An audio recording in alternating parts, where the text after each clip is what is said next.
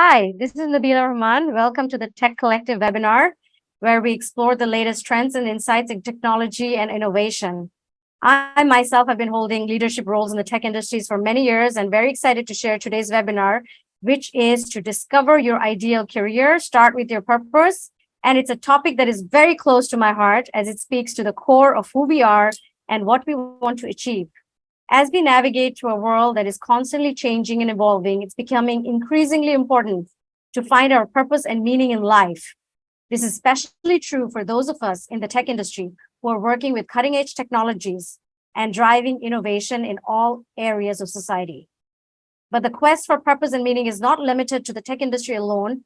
It's a universal human need that transcends all professions, boundaries, and backgrounds. Whether you're a teacher, an artist, a freelancer, or a business executive, a student finding your purpose and living a fulfilling life is essential to your well-being and happiness. In today's session, we will explore how to discover your ideal career by starting with your purpose. We will delve into the importance of identifying your values, strengths, and passion, and how they can guide you towards your true calling.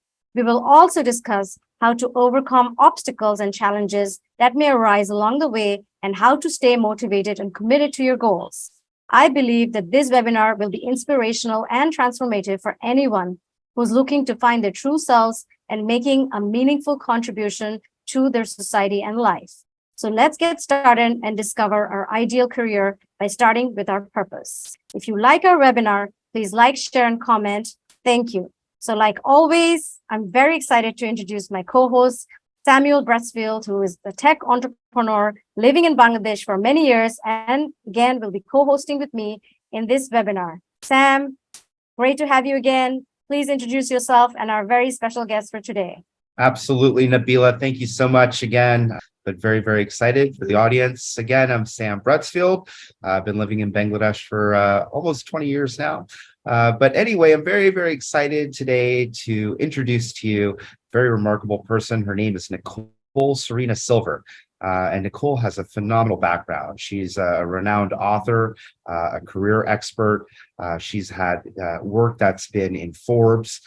She talks about the future work, professional development, and most recently, the Vekita Full Potential, which is a career clarity and development guidebook.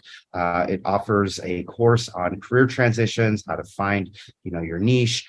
She has decades of experience in career development, and we're very excited to have Nicole today. Nicole, welcome to the Tech Collective. Tell us a little bit about yourself and your background. Yeah, thank you so much. It's a pleasure to be here. I have been in this industry for about a decade now and helping people align who they are with what they want to be doing. And there is nothing more important than understanding the core essence of who you are and placing that into what is your purpose and what is it that you want to be doing. And knowing who you are, that allows for you to become adaptable. It allows you to understand what it is that you want to be doing, which can be a huge relief. I think that we've all had moments where we've questioned who are we and what is it that we want to be doing, and that there's not the right tools. And so giving people that gift of really understanding the core of who they are can be huge on so many levels. So that's been my main focus for the past decade, is really developing tools and gathering different pieces of information that have been dispersed and bridging them together to create Vekita Full Potential, the guidebook, and then also I just recently created a course as well. That's fantastic. So how do you find out who you are? I think, when I look back at my career, right, I figured out from my own personal experience that, by doing, right? So doing something, you kind of figure out, who you are and kind of what you're really good at. But what are some of the best practices and advice that you would give people to kind of, figure that out for themselves? Absolutely. Well, the first thing that I want to break down is a misconception that most people find one career and they fall in love with that one career and they stick with that one career forever. That's just not true, especially this generation. It's said that this generation is going to have 14 different jobs. So the thing is really starting with who are you, the core.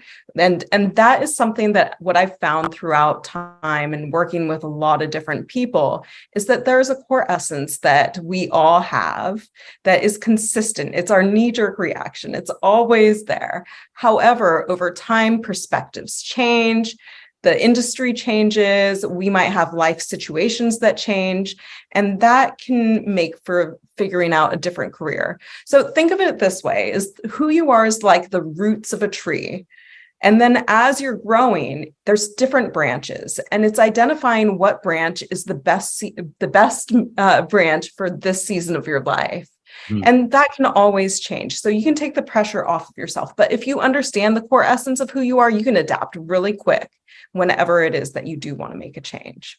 And is that mostly focused on skills? Is it focused on kind of, things that you're really excited about when you try to make those career changes? I mean, what should those people focus on? I mean, I know that, if you go from one industry to another industry, the skill set changes, you need to learn new things. So talk to us a little bit about what that looks like. So nature and nurture is where we start from. Both are very important in terms of shaping who you are. If you look at who you were as a child, we have people do interview questions with their parents or people who have known them when they were a child to help them look at what was the inherent qualities that they had. So for example, my middle name is Serena because I was peaceful and serene in my mom's belly. And then when she gave birth to me, I was also a very serene child. And you can see that come into play now in the work that I do. People have called me Grace Under Pressure. So you can see how that translates. And then the next piece that you look at is nurture. And nurture is all about the different significant events that have happened throughout your life. And so you create a roadmap looking at where you're currently, where you began from birth to where you're currently at, and putting in any significant events that have happened for you or people who have shaped your life. And so you can see those are the places in which help form who it is that you are. And then there's many intricate parts that make you who you are. So we look at things such as passion. And by doing different prompts and unlocking your passion, we look at skills. So hard skills and soft skills. Hard skills are more tangible skills. Those, here we go. Here's a list of them. So hard skills are more specific knowledge. So computer programming, graphic design. Soft skills are more non-technical skills, usually more people skills such as leadership and adaptability, creative thinking, and so forth. And you want to look at those two. And when you look at those two, the next piece that's really important is how do they fit together? You want to get to a place that's high skills and high passion. You can potentially take action to build your skills. And you can change, it's harder, but you can try to change your behavior to fit the passion side of things. So there's lots of misconceptions when it comes to passion. We see passion all over. It's on, find your passion. It's on a mug, it's on a shirt, and it's on all these different things. And I think that a lot of people feel like we should be born knowing what our passions are. However, there's psychologists at Stanford did a study where they looked at passion, and they actually found that passion is something that you don't necessarily know right away. In fact, it might be that you have an inkling of something that feels like you want to explore it. And it feels like it might be something that you could fall in love with, that you might love in your life, but you don't love it yet. The first step is looking at and exploring what is the passion. The next step is to actually go forth and do it. There's a learning curve, and you're not going to be in your passion during that learning curve. It's after the learning curve, when you get good at something, that you become passionate about it. So for example, I was curious about salsa dancing. I wanted to go dancing. It sounded great. I'd never done it before. I went and I tried salsa dancing, and I sucked. And I was not passionate about it at that point in time. And then I took lessons. And after the lessons, I fell in love with it, and I discovered my passion. So I wanted to offer that to everybody to kind of break some misconceptions around passion and what passion is. No, I love that. I play a lot of golf. The problem that I find is I'm very passionate about the game, but it's so difficult, right? And trying to get better and better and better at it. And then sometimes you kind of lose your way. You're like, oh gosh, it's just a tough game, but then it always draws you back. But it's fun. Yeah, another Absolutely. important thing I think is to understand is passion doesn't always mean that you have to be good at it. You just enjoy doing it. Yeah. I think it should, and you don't all, because when I'm very passionate about art and I like doing it, but I like to copy, but I don't think I have enough originality to create my own. So if you give me a piece of art, I can copy it very well. But that's not creative enough in my head, in my definition. I'm not being able to create without looking at anything. So for me, yes, I have the passion, but I know I cannot be a true artist without that innovation and the creativity that comes from naturally not looking at anything, but from within myself. So I think it's important to kind of distinguish. Passion doesn't mean that you have to be the best at it or you to make money out of it. Passion is something you should enjoy doing, whether you are good at golf or salsa or art. Just, be in that moment, kind of. I think it makes us feel alive, and that's why we have a passion. Yeah, but does it go back to what you were saying? Sorry, Nicole, about kind of like if we look at Stan Lee's kind of like timeline, right? I've got 2 kids, and we try to expose them to every sport under the sun. We try to get them to understand different things to help them try to figure out who they are really, right? Does it go back to that and trying to figure out that passion? I mean, how does it connect from, maybe childhood to, like you think about like Stan Lee, who, Great Depression, had all these things, and it was much later in life that he was like, gee, Marvel, and I love characters. Like, how does that all kind of connect? Yeah. I mean, it's through experience that you find your passion. Right. And the other thing that I would say about passion, this is where that quadrant comes into play, the passion and skills quadrant, where if it is a career, if it's more than just like something that you enjoy and you love doing, if it is a career that you're looking at, you want to be in that high skill, high passion. Right. So you can have both and you want both. But let's say that you're an artist, as to your example, and maybe you're not that great at being an artist, that if you don't have the skill set, but you have the passion, it doesn't fall in that quadrant. And maybe art could be a hobby, but if it doesn't have the skill and the passion, then it may not be a career that you want to pursue. You can only be successful if you know what you want to be successful at.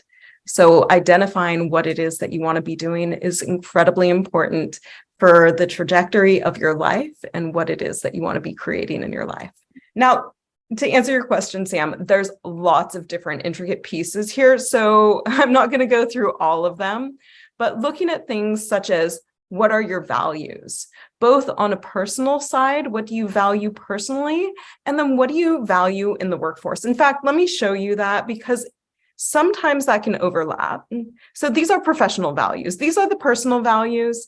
And then professional values, as you see, they're broken down into different buckets. We've got environment, we've got content, we've got relationships, and we've got personal. And part of why I divided what are your personal values versus professional values is that they might differ. For example, you might like having more freedom when it comes to your personal life, to be able to travel, to be able to do different things. Whereas in your professional life, you may not want so much freedom. You might want it to be more organized. So they do differentiate sometimes, and sometimes they overlap. But I like to have them separate so that we can really look at those different pieces of our lives and how they overlap. The next piece is looking at things such as how do you want to feel in your life? That's something that we tend to overlook. What is the feeling that you want when you go into work? What is the feeling that you want when you're interacting with your coworkers? So looking at those pieces, as well as really tactical things, such as what are the finances, what's your current budget, and what's your ideal goal for your budget as well. Another piece that I want to highlight, and again, there's many intricate parts that are in the guidebook, but one piece that's really important that anybody can do is look at what are things that make you feel energized, that light you up. What are things that leave you neutral? And what are things that leave you depleted? Those are really key factors to finding what it is that you'll love doing and what might be an ideal career. So as you go about your day, you can even write down as you're going about your day, what are the things that leave you feel energized? What are the things that leave you feel neutral, and what leaves you feeling depleted? So all of this comes together. We also look at company culture, because a company culture can be just as important as the job that you identify for yourself. Sometimes people will find that ideal job and then they'll go to a company culture, and in that company culture, it's not the right fit and they think the job is wrong, but it's not the job, it was the culture. So that's also really, really important. And really gathering lots of ideas of different jobs that might be the best fit for you, and then narrowing them down based on all the qualities that you've identified about yourself. So let's zoom into that idea really quickly. So if I have a company, right, and how do I go about creating that right culture so that it is a fit for folks that are kind of trying to make a to have that passion, I guess, of what they're doing. As a leader, what are some of the things that I should be doing and focused on to make sure that all my employees and stakeholders are aligned? Absolutely. Well, building out the foundation of a company culture is incredibly important. And that's looking at different pieces. The main two pieces, I would say, is what are your values as a company, and what are the practices? The practices are putting the action behind the values and being really clear about how those work. I can tell you with the organization that I've had really, really clear values. We talk to everybody that comes in about these values and how we implement them, and we include them into figuring out how they want to be using and utilizing those values as well. I agree. I just have a quick question, because a lot of Bangladeshi companies probably are not doing like what Sam asked from our entrepreneur side is very important too. Because when you talk about values, can you give us some key examples of what these values may be for, certain companies that, we can emulate or we can learn, especially entrepreneurs and small companies where it's still easy to, align the culture with the values, with the people, so that it's the DNA of the company, right? Yeah. Can you give us some examples? I can. I also want to give an example of something that I've seen founders do that can be problematic, is that they want to embed values that they wish they had, but they are not actually embodying. And it creates dysfunction within the company. So there was one founder, for example, that wanted to embed in the values being prompt and accountability. However, this founder was always late. And so it's kind of like their shadow, the things that they don't see, but they want more of in their life. So that's a cautionary tale. What I would say the best way to do it, and the ways that I've seen it really work. For example, I'll tell you about my organization. So I have a nonprofit and my nonprofit, one of the values is family. We embrace everybody that comes in as a family member. That means that we embrace them no matter what is their background, their sexual orientation, their political views, whatever it is, we still love them like a healthy family, I guess I should say, because there's lots of different families out there. And we've had the best retention of individuals that have come and worked for us because we really embed that big time in who it is that we bring in and embracing them and building that within the culture itself. We always say, welcome to the family when somebody comes in and they're a new employee. So that's important, finding ways to really make things actionable, whatever the value is. Yeah, and I think that's where we struggle, because let's say you embrace somebody as part of their family, and then they should keep showing up late, or they're not respecting the company culture. I mean, they are family. You can't just like let them out, right? You give them a warning. You give them warning 1, warning 2, warning 3, and then it doesn't work. What do? Cut off your family? Like, it's really hard, I feel, because I work for many companies and their values that we kept talking about. I'm not going to say those values but then we didn't really walk the talk. There was a lot of like values that was put on us, but there were issues because I could see it was not happening as what the company wanted. So I think it's a mindset, but I think everybody and the leader starts with the leader, the founder, the main person, and then there has to be repercussion if the value is not being met. You're a great performer. You're bringing a lot of revenue for the company, but you're not sticking up to the values. What do you do? Right? I think it's difficult to align everybody, especially if you don't see the value. If that employee doesn't see that value in that value. You see what I'm saying? Yeah, absolutely. Well, I mean, one of the other values that we have as an organization is communication. So what I would say also in terms of values, you don't want more than 4. More than 4 gets confusing. Keep it at 4 at the most. But even though one of our values is family, I mean, just because I love a family member doesn't mean I'm going to have that family member live with me, right?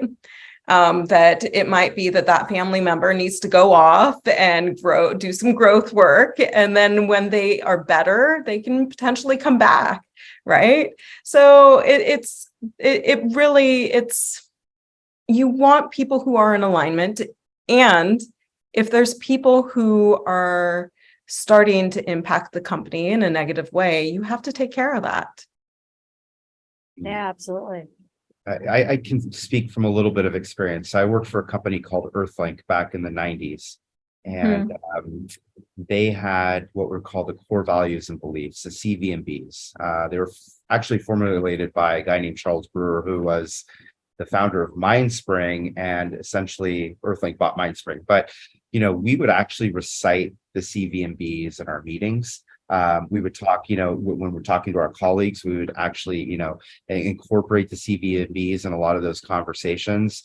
And, a lot of the senior executives and leadership of the company were following those. And in fact, he started the entire company based off of these core values and beliefs. And you have, it's a phenomenal environment, a phenomenal culture. People really valued, these CVMBs. They took them to heart, and good things happened. So that's great. That's fantastic.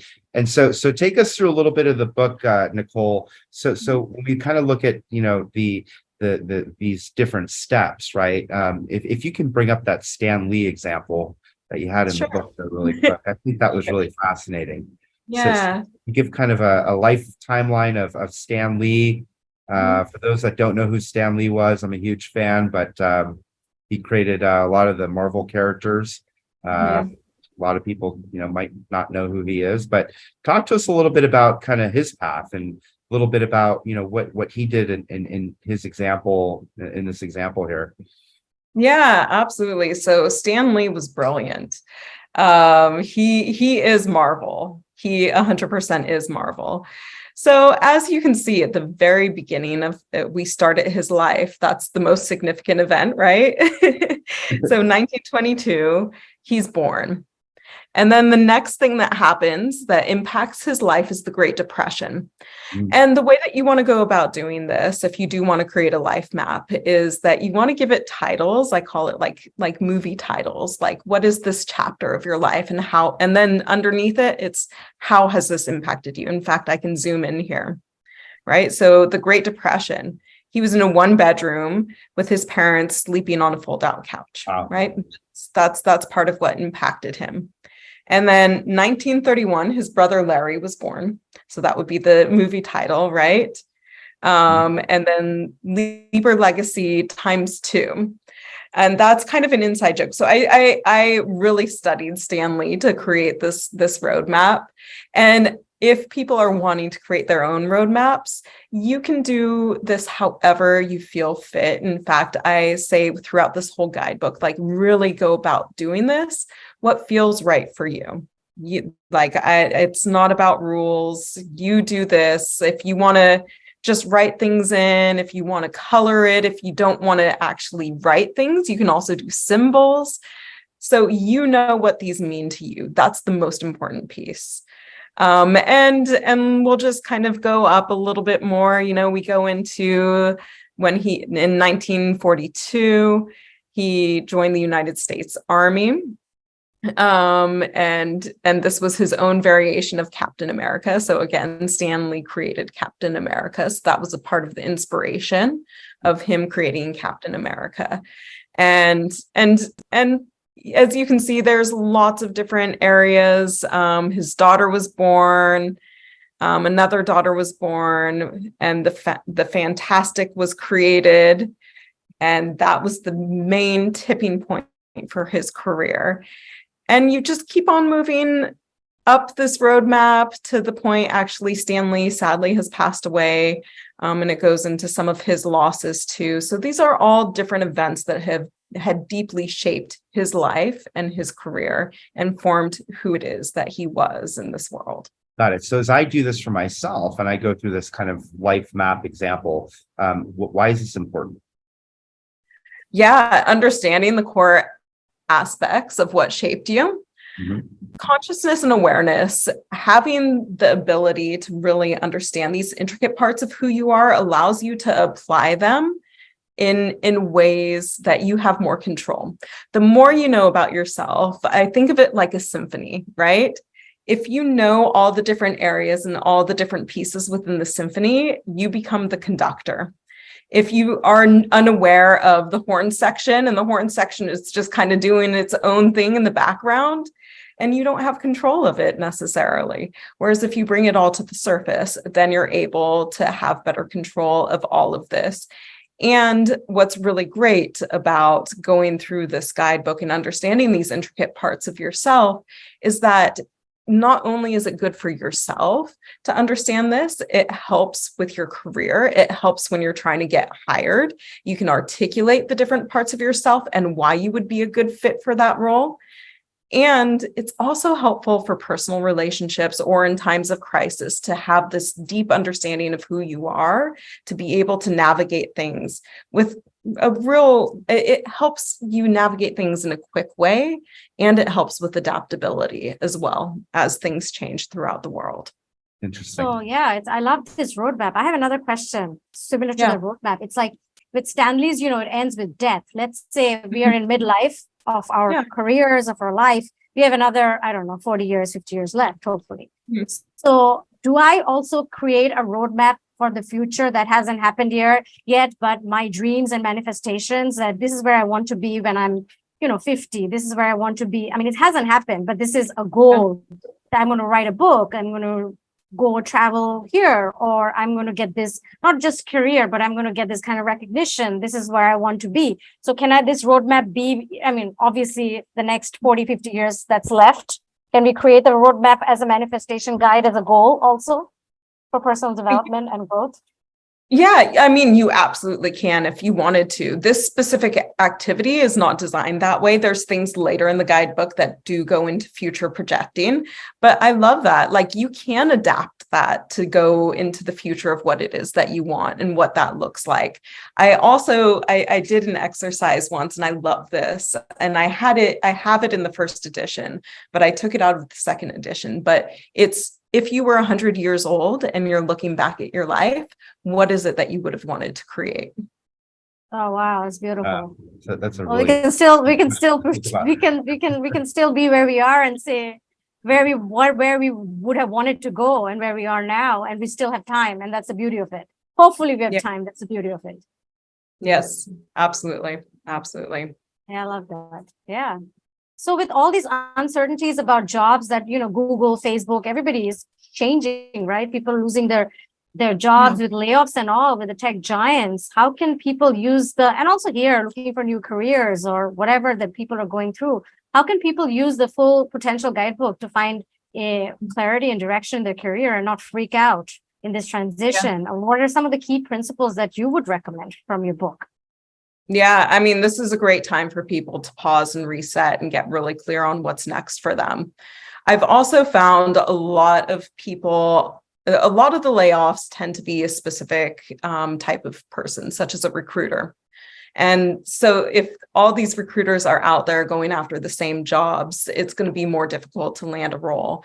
And right now, if you understand the core aspects of who you are, again, this is the adaptability piece. You can jump into another role that might be, similar, use similar skill sets, but not the exact same title as recruiter. You can always go back to it as well. It's not giving up on it, but if the job market is really difficult in terms of landing a role that has to do with recruiting, you might want to pivot to something else for a short period of time so that you can pay the bills and get by. But my goal and my hope is that this guidebook can move people out of the fear that a lot of people are feeling right now into a place of excitement and hope for what it is that they want to be creating for themselves next. Great. And what are some of the strategies for staying motivated and focused and feeling excited when you're feeling depressed and, you have to pay the bills? And what are some of the key things that you would recommend from your book? Yeah, that's a big question. I know. Buy the book, guys. I mean, it's a difficult question to answer because there's so many different layers to that. And I did a session on LinkedIn. And in fact, if anybody wants to jump into our LinkedIn page, it's Vekita. It's VEKITA on LinkedIn, or social media, it's Vekita PD as in professional development.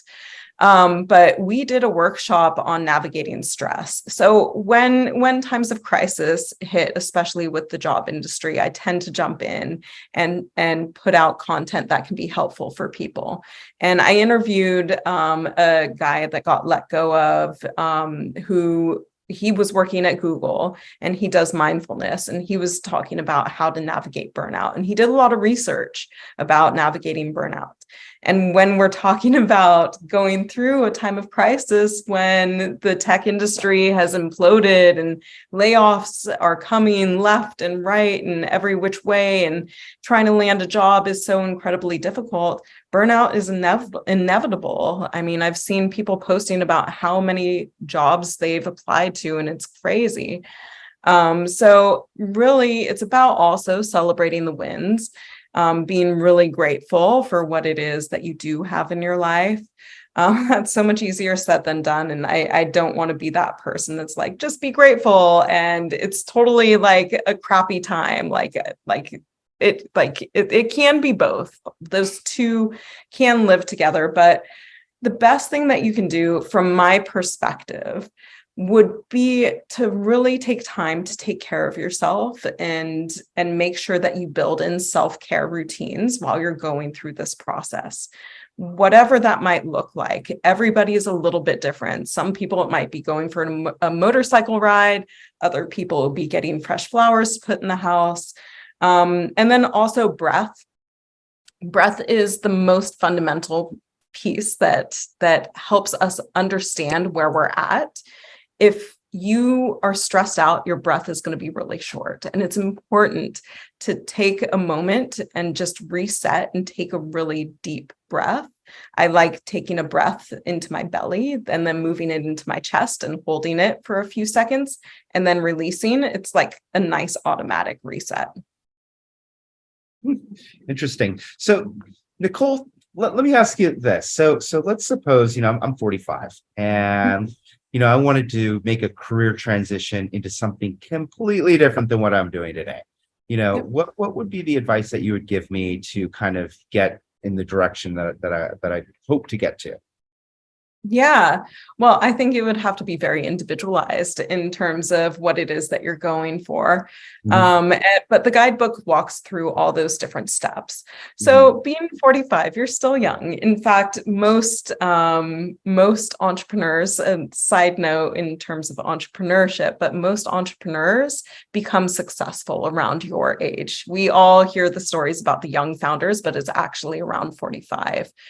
Which is the typical age in which people start a business and become successful at a business. So it is never too late, is the first thing I would say. And don't let age be a factor, because I know I can tell you from personal experience too. And I think society, makes us feel like being at a specific age that we're past our prime. And that's just not the case. Don't buy into it, is what I would say. And really stay focused on what it is that you want and what you'd want to create in your life. You're not even halfway through. You got so much time to create so many amazing things. And if you're wanting to transition, look at what skill sets you already have. You have a good amount of of time in the workforce. So you've built a lot of skills that I'm sure are transferable. And one of the tactics that I've done in the past is I will ask somebody that knows me well, how do these skills apply to this next job that I'm wanting to do? Because sometimes it's really great to have an outside perspective. Absolutely agree. That's fantastic. Yeah, and I think yeah. another, just with the skill thing, I think it was very important that you showed the soft skill and the hard skill, because I think your soft skill doesn't really change of who you are, your leadership qualities, your negotiation power, representation skills. Those are the things that you're inherently are a part of, I think, nature versus nurture. Of course, nurture helps it to go to the next level, but it's who you are, you know? But I think the hard skill is something that we can always learn. Like I think I can be a coder if I really put my heart to it. I know I'm doing graphics. I mean, you know, the hard skills is something I think it's very important to distinguish who you are, which is kind of your soft skill, and who you want to be is where your hard skill comes in. So like AI is the big rage right now. So I can do AI coding, I can be an AI engineer. And I think it's very important that you said that, you know, nothing's off limits, even with our age, right? So I think it's very important for for our viewers to understand the difference between hard skill and soft skill, which you've touched upon, nature versus nurture, and how far we can go and what they're good at. I think from your book, they should be able to focus on their passion, their desire, and which changes, by the way. Maybe, you know, I want to be a writer now. I've never wanted to be a writer, but I want to be a writer now. Is this my new passion? I don't know. Time will tell. But it's a new thing that's you know, like I'm working towards, you know. I'm not going to say it's going to happen tomorrow. It can take me a decade to hone my skill, you know, but it's something that I'm striving towards. But I wanted to be an artist when I was in college. I wanted to be, you know, because that was my passion. I still love art, but I just realized I'm not very good at it. It's also, you have a passion, but you also have to understand what your limits are. And I knew that I didn't want to do it every day of my life, right? So so it's also important that you may be passionate about something, but you have to be also realistic. Maybe you're not that great at it, get great at it, or maybe you don't want to do it every day of your life. So how do you change and make that switch? I think that's also very important and key, to be also very honest and truthful to yourself, not to the world, but to yourself, right? Yep, absolutely. Well, and I want to just make a little adjustment, because you can learn soft skills. There are soft skills that you absolutely can learn, and they're important. In fact, that's one of the most hireable things that employers look for, is the soft skills.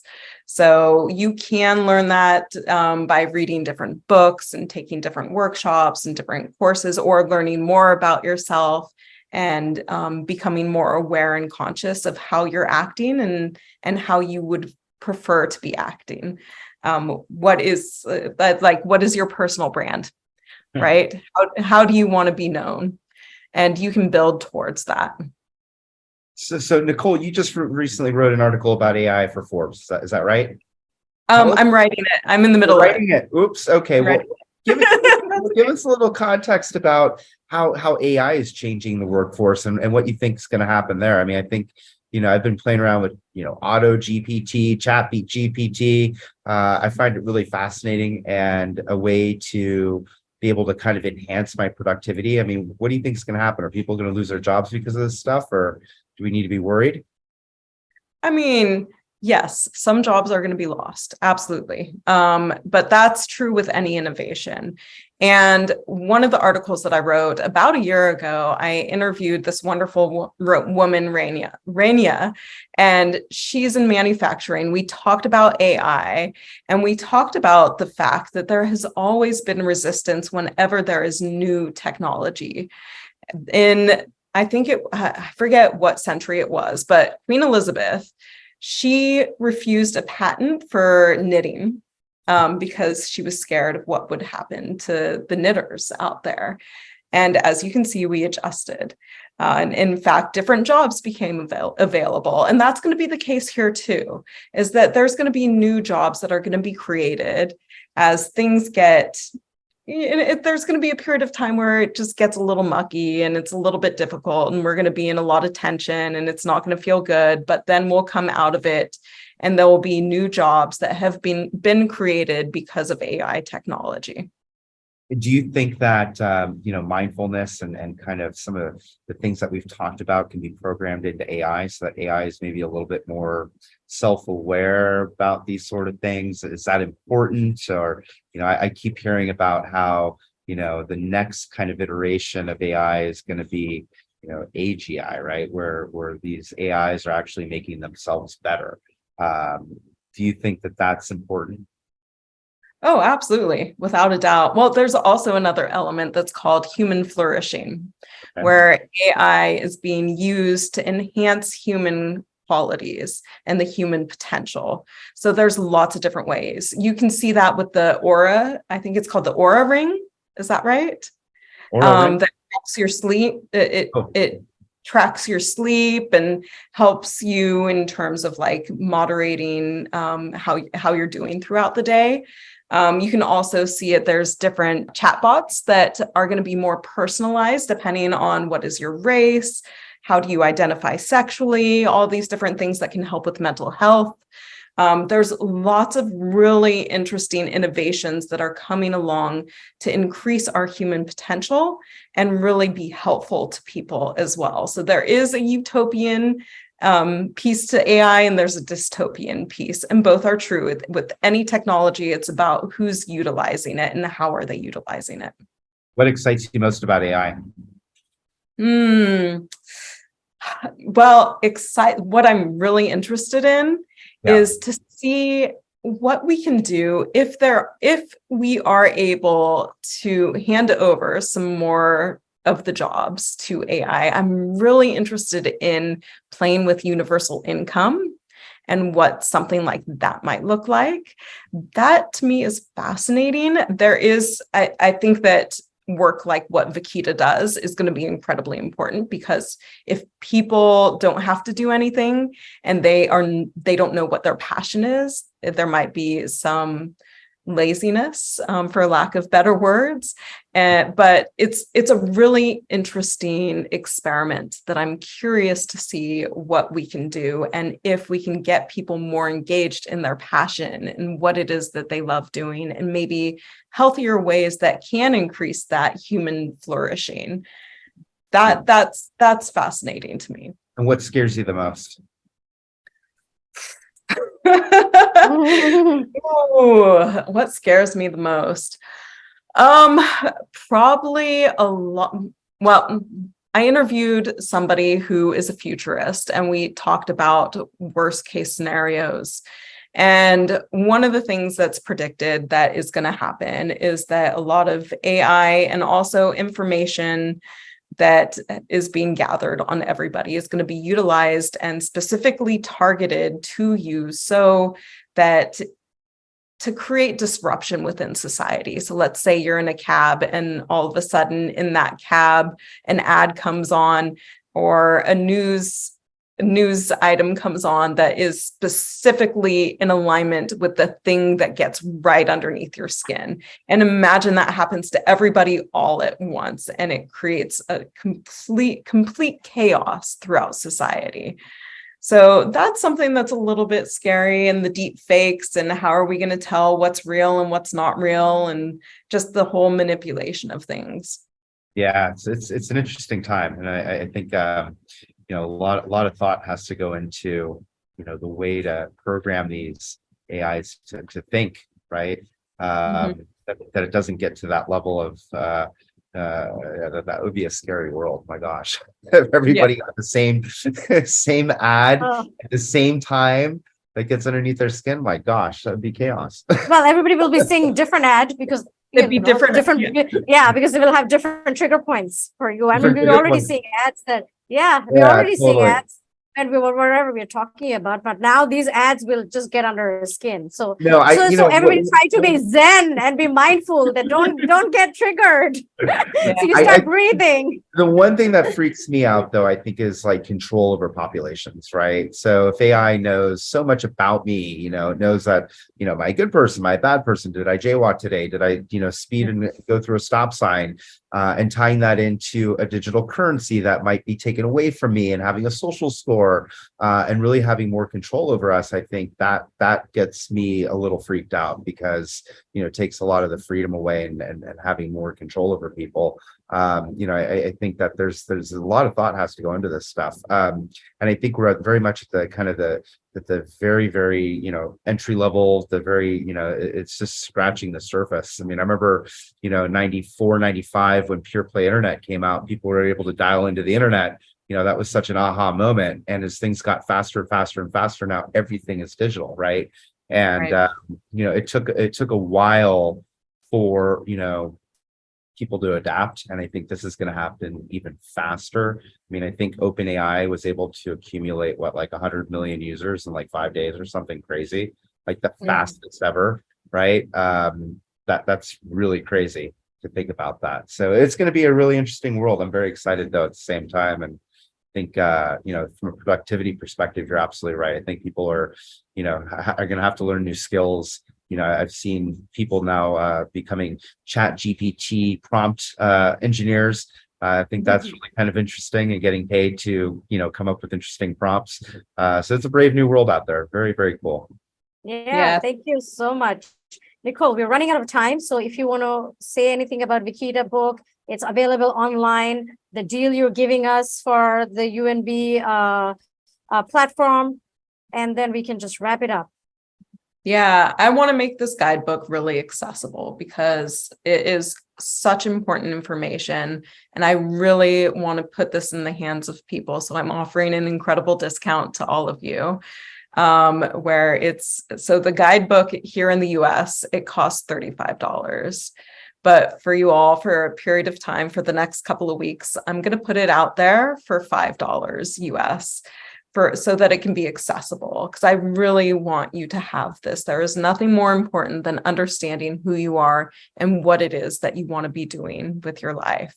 So I want to offer that to all of you. I'm grateful for the opportunity to be here, and thank you for the great questions and conversation.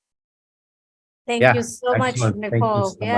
So I'm just going to conclude by saying it's a great offer.